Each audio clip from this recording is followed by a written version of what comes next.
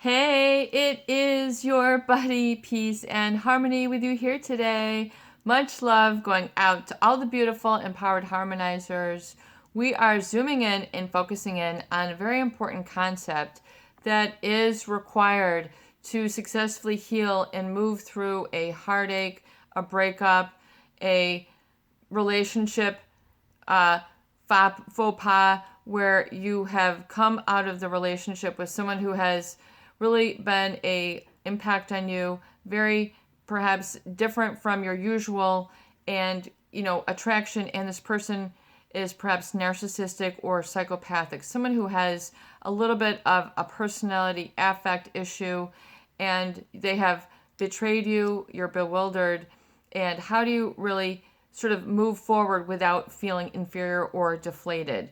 A lot of people, after sort of coming down from the high of a relationship with a narcissist or a psychopath, oftentimes, rather than hitting the ground running, they're hitting the ground splat. They just kind of fall apart.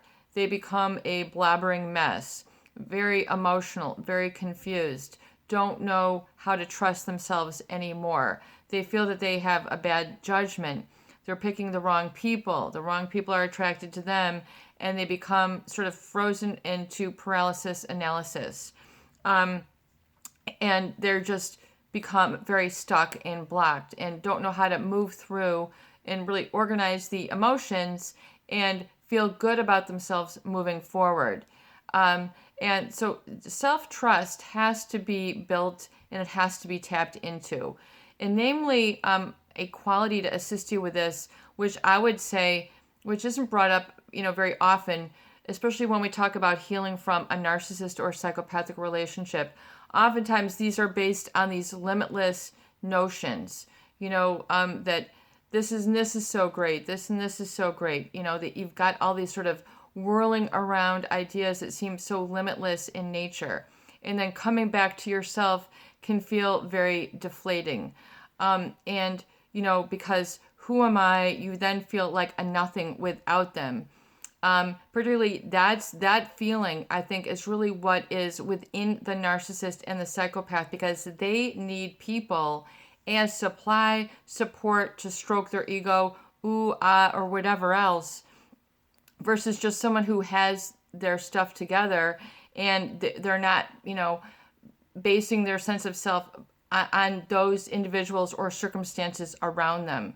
There's an inner core that can go through situations that, and they are themselves. So, in other words, relationships can come and go, situations come and go, and yet they have sort of a strong sense of self that they've got that inner self-reliance.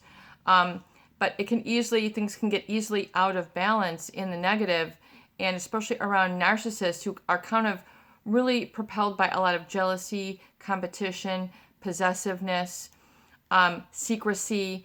A lot of these negative components that you see as part of the narcissist and part of the psychopath, particularly that of possessiveness and the jealousy and that sort of secrecy. In other words, you don't know this, da da da da da.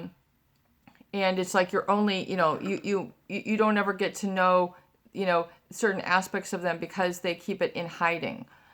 They don't like to be seen as on level. They don't like to be seen as having flaws. They don't like to be seen as having limitations or being, in this sort of real way. And so they can be more human than human, superhuman, so, and that they can weather all these different things. And it's because of the face that they put on and show to others, like a public self. The private self, though, can be very much different, and you'll never really get to know that private self in the narcissist or psychopath. It doesn't come out very often. When it does, it's very, very different than the public persona or what you see on the day-to-day. And so as we're kind of circling back, the sort of, how do you move through that is really an important aspect, is to really embrace your limitations. Embrace your limitations.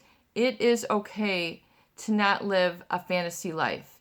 It is okay to not have to follow the crowd and be pretend or pretentious or to act happy as if you're not.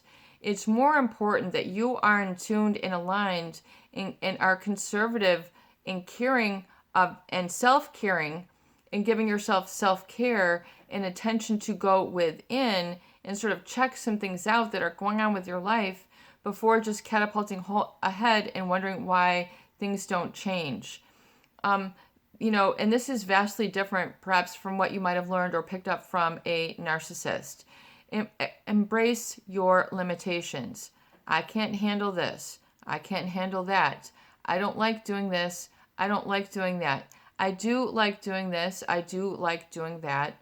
And why have I been inhibiting myself from doing these things? Because usually there's another trap in a relationship that makes you feel you have to be this unlimited.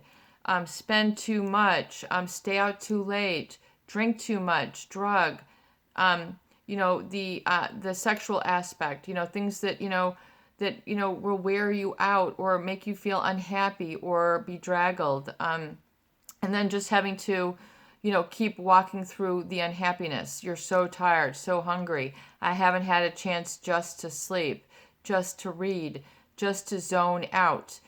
These are experiences oftentimes that the narcissist and the psychopath don't engage in. Meditation, spiritual practices, religious practices, that those other relationships might be very stripped of those components. So you have to ask yourself, to what degree did the relationship strip me of these necessities that will help me to feel okay and at peace? Relationships with a narcissist or a psychopath can be very stressful. It creates a lot of pressure all the time to be your best, to be perfect, to, not have anything go wrong, to not ever be sick, to have, a bank account that is never ending, to have a shoulder to cry on that is always available, to always be the one giving and supportive of them and never expecting anything in return, because just to have a relationship with them should be enough. So embracing your limitations. For a lot of people, it seems like a big no-no. We should be improving all the time. It's the information age. I should be looking on my phone while I'm filling up my gas tank, looking at my phone and updating Facebook while I'm waiting for my lunch, at the counter while I'm waiting. You're at a stoplight, I should be improving, I should be updating. This constant need for improvement oftentimes forgoes the very important aspect that actually you oftentimes can self-improve by accepting your limitations. Accepting your limitations. This is not for me. That is over-obligating. That's going against my true nature. That's going against my values. And then when you do that, you get to know who you are and what you stand for. You have like a little rock in a center that is yours and you own it. It's not, able to be disturbed by others once you really get into embracing these limitations. Humans are capable of so much, and you will manifest and create so much in your life if you just give yourself the opportunity to do it at any time and stop putting it off, thinking I have to wait until this, I have to wait until that. People create a lot of excuses before they do specific things. And before they know it, a year has gone by, 2 years have gone by, 5 years, a decade. I was going to write that poem. I was going to paint that picture. I was going to build that deck. I was going to take that class. And meanwhile, it did not get followed up on. You need to, embrace your limitations and have that sort of inner taking stock of what you really want and what you really enjoy, even if this other individual, it's not part of their agenda or part of what they can share with you, then cultivate that for yourself, and there will be other people who would like to share in that same experience. It's as simple as, going for a walk, taking pictures, developing a group that can go cycling, You might just, start exploring and putting your feelers out there. But embracing your limitations is the first way to kind of on a path to real self-trust and self-love, so that you can really embrace and hold on like you've got you. And once you do that, you're like, whoa, I've got me. And then you don't feel so resourceless or without. It sounds kind of easy, but for a lot of people, they are ashamed to accept certain limitations. They think that it's admitting that they aren't enough, that they're a loser, that they're not smart enough. All these are, again, the tapes that are running from the programming, which you just have to kind of get a broom and sweep out and then say, yep, that's from the programming, let it go.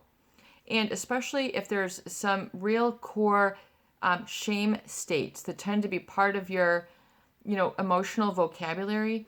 Shame oftentimes is a very, very debilitating, chronic feeling, to be ashamed, to be embarrassed, to feel not presentable, to feel like you're missing something, that you're, people won't get you. All these different, situations that are usually based on negative input and negative validation from others who are seeking to control rather than uplift. They're looking to diminish rather than support. So be willing and have the courage and the grace to let go of these shame states. And we talk about, rituals that you can do to actually help you to remove this. And again and again and again. And we'll go into some more of those rituals here. They can be very healing. There's so much I want to do with the channel. I think we're going to, evolve into that when we're talking about adding some rituals, some things that you can do with intention and purpose to help enrich and enliven your day-to-day. Even from, the regular things that you do, but to make it more enlivened and more significant and more sentimental to you, to kind of put a positive pin in it, so that you're putting a pin in it and creating new, meaningful, rich memories that are enlivening and enriching to that inner sanctuary. I just love that feeling of the inner sanctuary. That's rather than it's always feeling without and you have to find it, finding it and cultivating that sort of sanctuary baseline within is so important to helping you move on and meet new relationships head on and hit the ground walking, maybe crawling, walking, and then in stride, hitting your full stride, but, being able to embrace your limitations, which oftentimes the narcissist and the psychopath either degraded you for, devalued you for, and discarded you for, when it's not something that should be devalued. Just because a narcissist can't accept specific things, oh, you couldn't take me to lunch, you couldn't take me to dinner, why did you do this, why did you do that, and they're not embracing you and your values, which are, you have to know that boundary, and not be ashamed. Limitation sounds like it's restricting when it's actually very liberating. This is your buddy, Peace and Harmony, with you here today. I hope that these videos do help. Please share and please subscribe for more great tools, videos, discussion, and support. Peace out. Have a beautiful day.